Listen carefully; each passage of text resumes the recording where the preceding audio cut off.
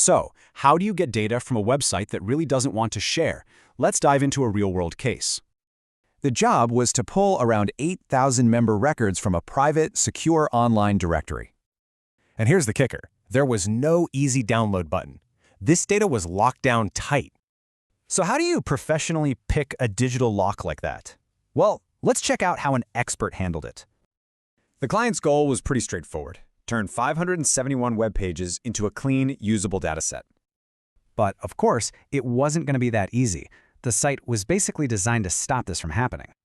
A simple bot just wouldn't work. It kept getting kicked out, losing its place, and making the data a mess.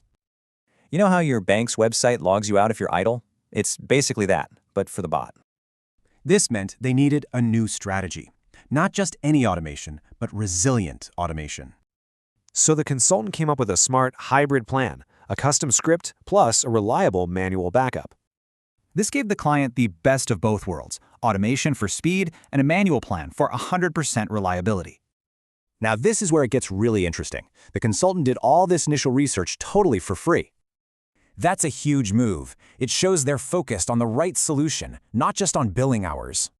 And the pricing was super transparent, breaking down the costs for automated versus manual work. So the client knew exactly what to expect: a clear price range with absolutely no surprises. This whole approach gave the client 3 clear choices, putting them completely in the driver's seat.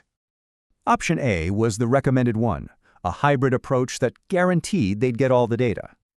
Option B, go manual only. Slower, yeah, but totally reliable with a fixed price. And option C, the budget play. Just run the bot and see what you get, but with 0 guarantees. And this quote just sums it all up. It's about being transparent and adapting to get the job done right. So it leaves you with a great question for any project: what's more important, the lowest price or a guaranteed outcome?